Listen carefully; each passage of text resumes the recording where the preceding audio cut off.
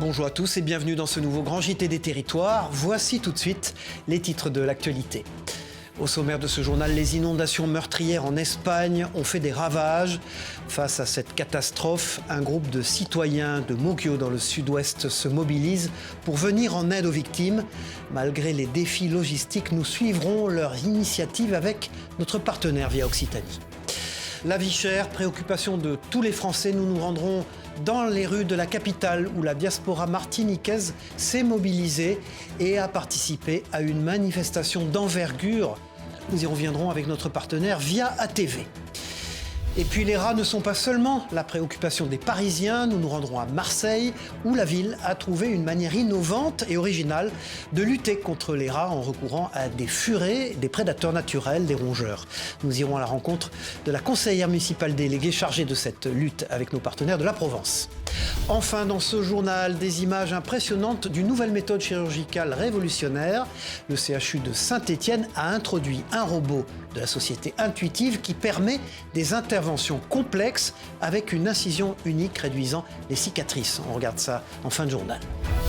Je vous le disais en ouvrant ce journal, en Espagne, les inondations meurtrières de ces derniers jours ont laissé des traces profondes avec un bilan tragique de près de 200 morts. Face à la catastrophe, l'entraide ne connaît pas de frontières. Dans une ville du sud-est, à Moggio, un groupe de citoyens se mobilise pour les victimes des inondations.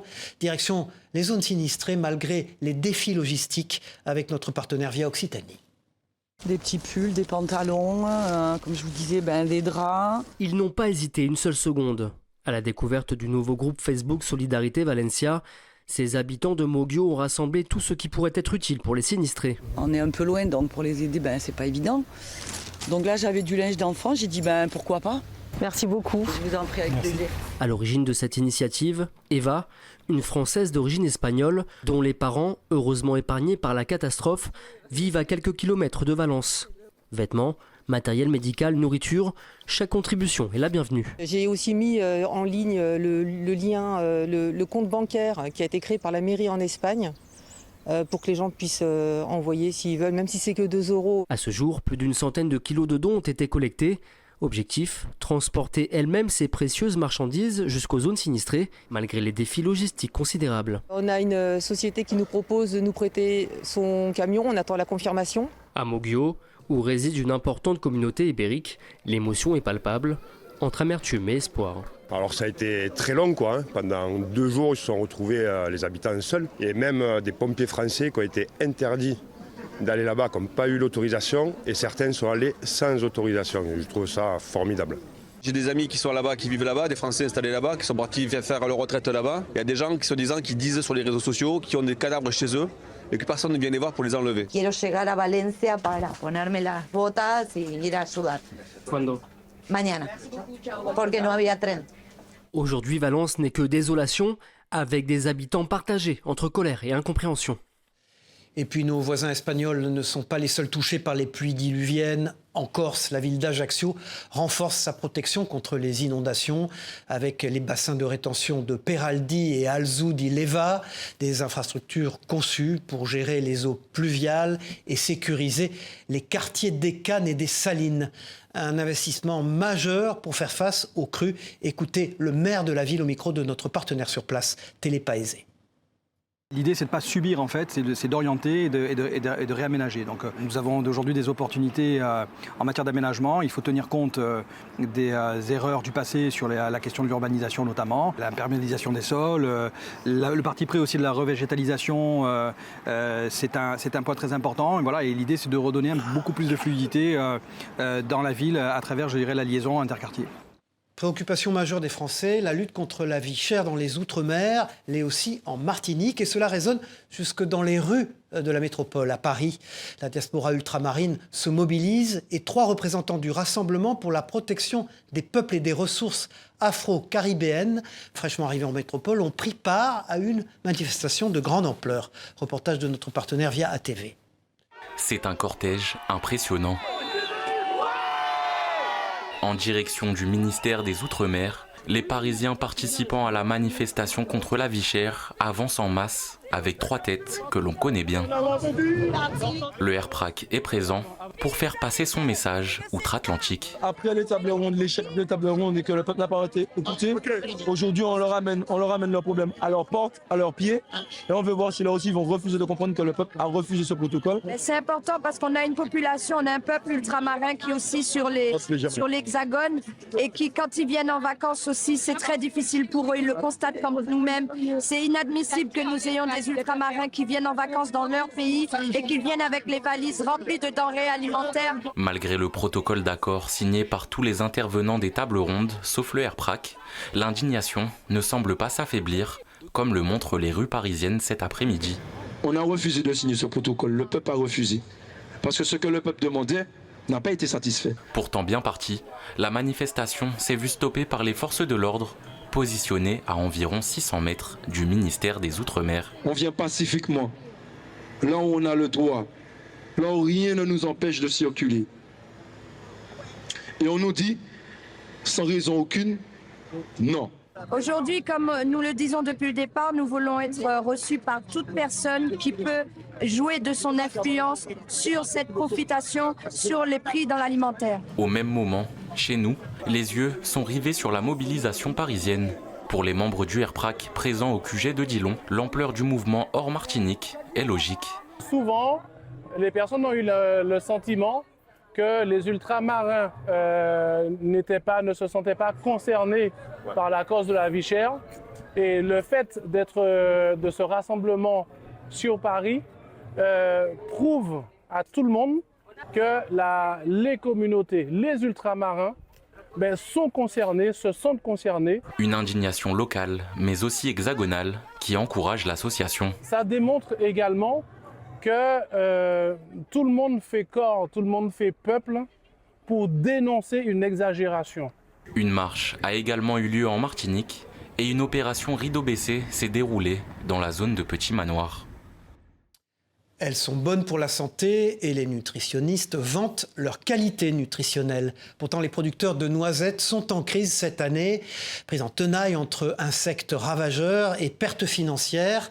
Alors direction le Lot-et-Garonne pour découvrir les conséquences de cette invasion sur les vergers et la crainte aussi d'une hausse des prix pour les consommateurs.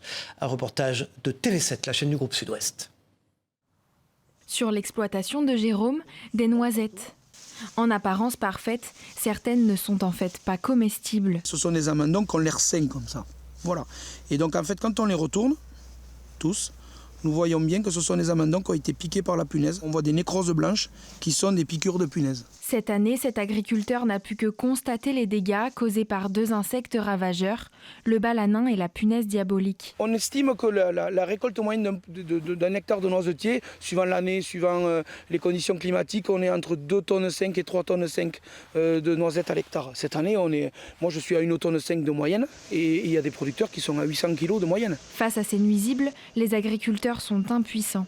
Seule solution, selon eux, utiliser des produits phytosanitaires, interdits en France depuis 2016. En France, nous avons pour protéger nos récoltes une seule substance phytosanitaire qui en plus est inefficace. En Italie, c'est 8, en Espagne, c'est 7, aux États-Unis, c'est 38 et en Turquie, c'est 244. Pourtant, selon la coopérative, 95% des noisettes consommées en France proviennent de ces pays. Nous demandons au niveau de la filière l'harmonisation des règles avec nos concurrents directs européens. Autre solution envisagée pour se débarrasser des nuisibles, le parasitoïde, une micro-guêpe capable de se développer dans l'œuf à la place de la punaise, une méthode encore en phase de test. On vient de le voir, alors que les producteurs de noisettes peinent à lutter contre la crise, en Bretagne, c'est l'accessibilité aux produits locaux qui est mise à l'épreuve. À Rennes, un réseau solidaire fait le pari de rendre ces produits accessibles à tous.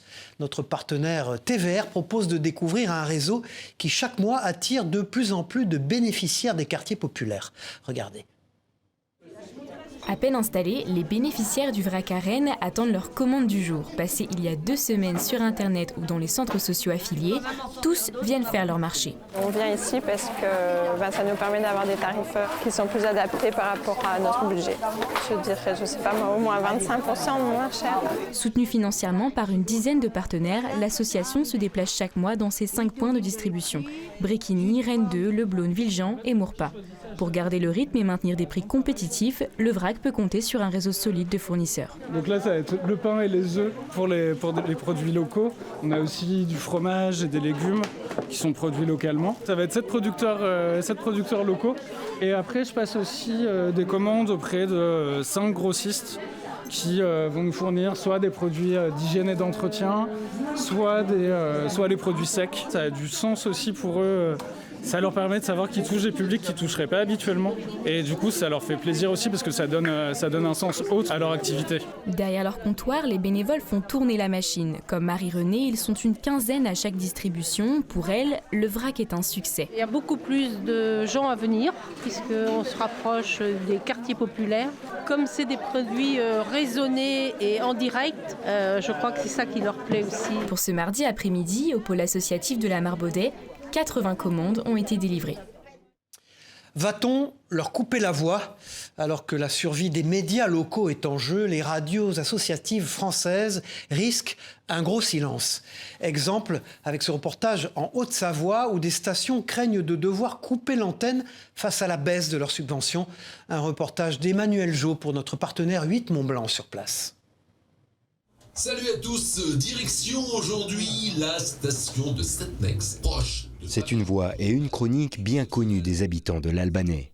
Lancée en 2009, la radio FMR basée à Rumilly rassemble aujourd'hui un salarié, un alternant, une pigiste et plus d'une quinzaine de bénévoles qui œuvrent tous pour faire vivre une fréquence dédiée à l'actualité et à la culture locale. Un engagement passionné qui pourrait bien se terminer d'ici quelques mois. En cause, la baisse du fonds de soutien à l'expression radiophonique, le FSER, évoqué dans le projet de loi de finances 2025. Une coupe de plus de 10 millions d'euros qui porterait un coût inédit à des médias de proximité et dont l'existence reste directement liée au budget alloué par le ministère de la Culture. Cette perte de financement pourrait vraiment remettre en cause la structure et surtout la pérennité. Pour nous, ça serait une vraie perte financière pour la radio puisque on a une partie commerciale, on rentre de l'argent de la publicité, mais on n'a pas le droit de dépasser le seuil des 20% de nos recettes. Évoqué lors du congrès des principaux syndicats de la profession, le rabotage du FSER impacterait toutes les radios associatives françaises. Nichée au cœur du bassin annécien depuis 1982, Radio Semnoz compte parmi les précurseurs du genre. Une histoire ponctuée de solidarité et d'entraide, mais qui reste soumise à des problématiques financières, l'inflation et la hausse des prix de l'électricité n'épargnant pas les plus petites structures. La baisse de ce fonds, elle impacte l'ensemble des 750 radios associatives qu'il y a en France, parce qu'elles ont tout un fonctionnement qui dépend de ce FSER.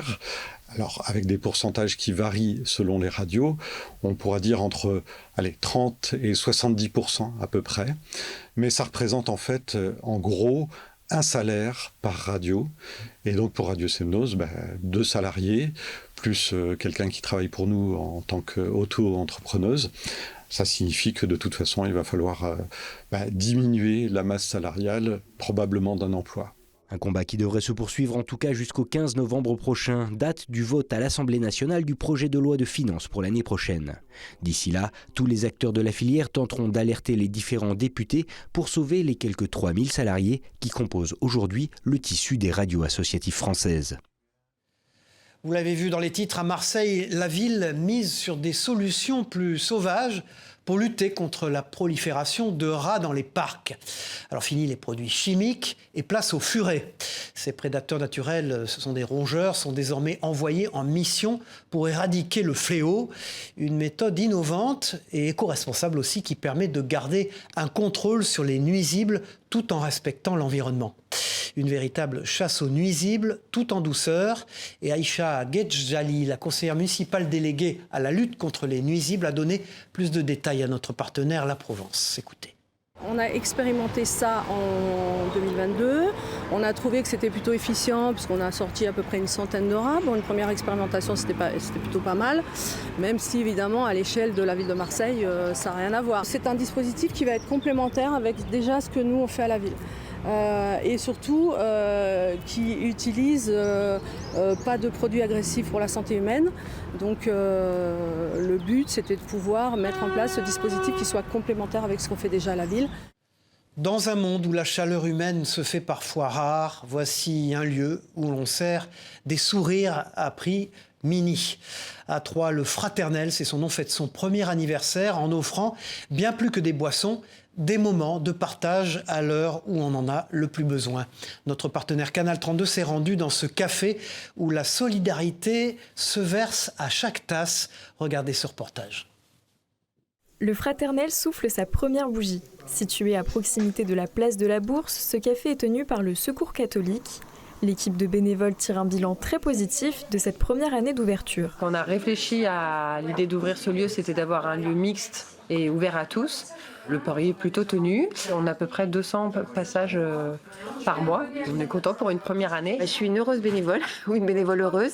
On en a parlé encore il n'y a pas longtemps, justement, quand on a fait le bilan. Tous les bénévoles sont heureux de venir. Le café se veut solidaire et accessible aux plus démunis. Ici, toutes les boissons sont disponibles à partir de 30 centimes. Les bénévoles ont à cœur de recréer du lien social et de lutter contre l'isolement, une philosophie qui a rapidement plu à certains, aujourd'hui devenus des habitués. C'est connu au Relais du Chartreux, puis on a fondé un petit groupe et puis on est venu une fois ici.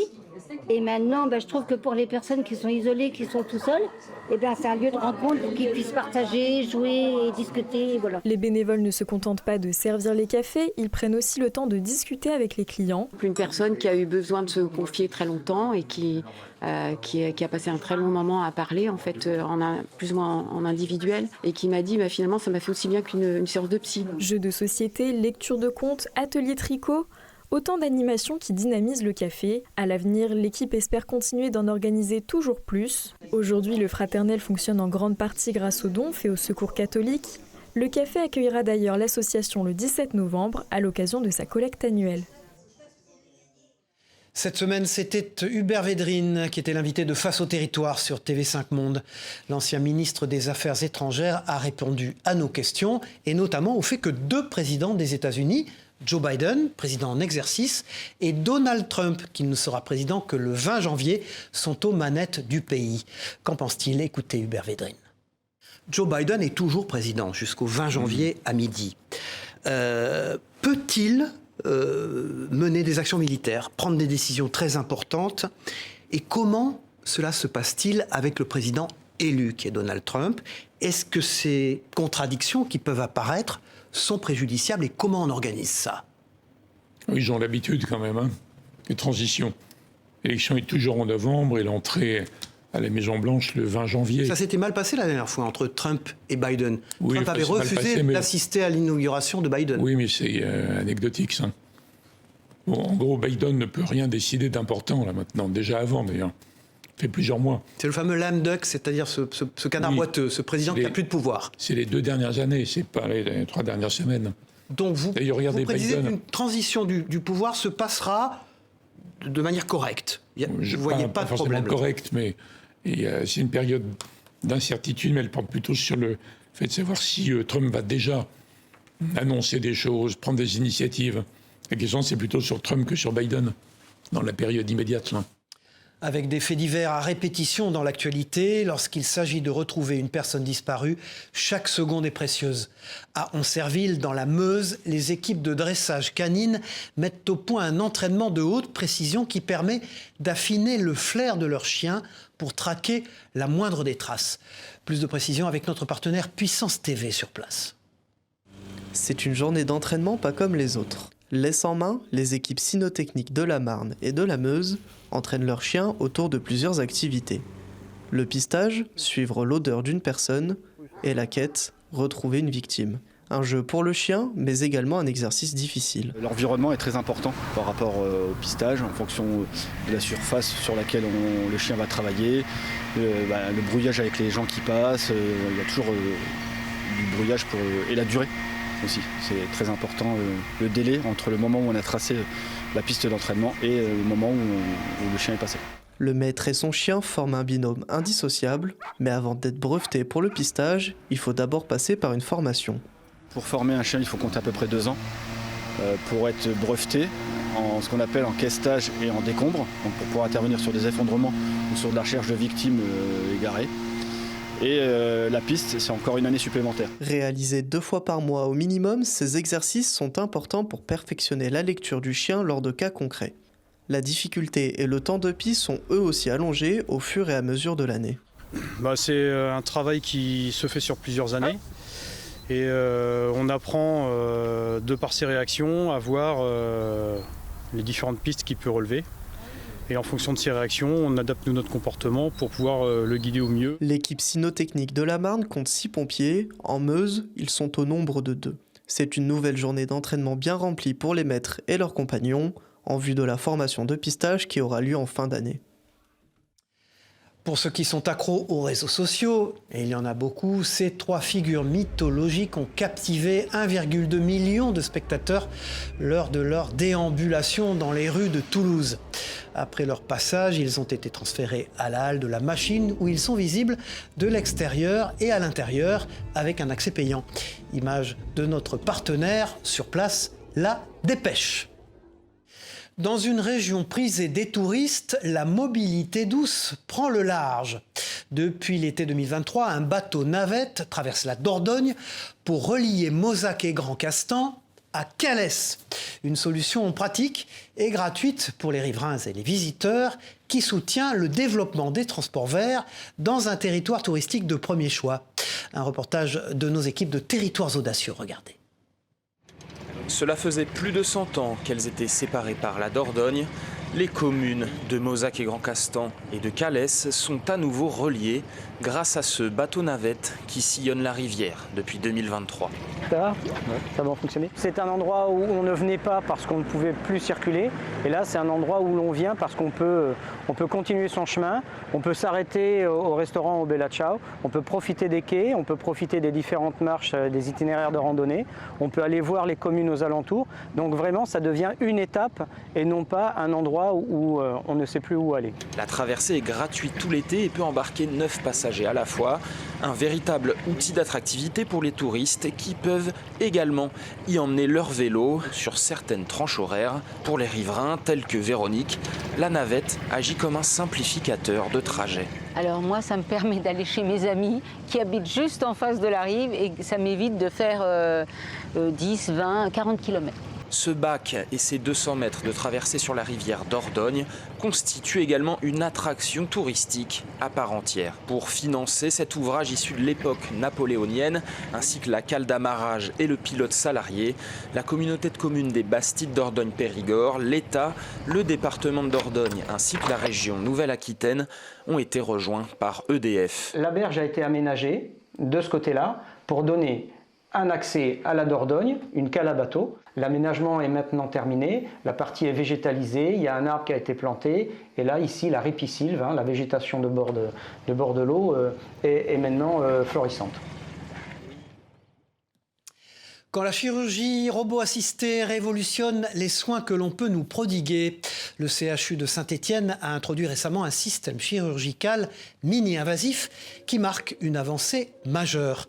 Ce robot de la société Intuitive permet des interventions complexes via une seule petite incision tout en réduisant les cicatrices et en accélérant la récupération des tissus. Cette technologie, déjà utilisée dans d'autres régions, pourrait à terme transformer la chirurgie gynécologique, notamment pour traiter des pathologies comme l'endométriose. Un siècle de vie et des milliers de notes partagées, c'est une histoire qui réchauffe les cœurs en Moselle. À Jury, Olivier Perfetti, ancien professeur d'accordéon, a célébré ses 100 ans, entouré de ses anciens élèves et amis. Et notre partenaire Moselle TV a eu le privilège de faire partie des invités. Regardez.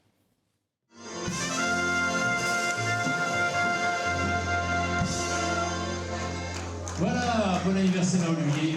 Pour son 100e anniversaire, Olivier Perfetti est accueilli comme une véritable rockstar.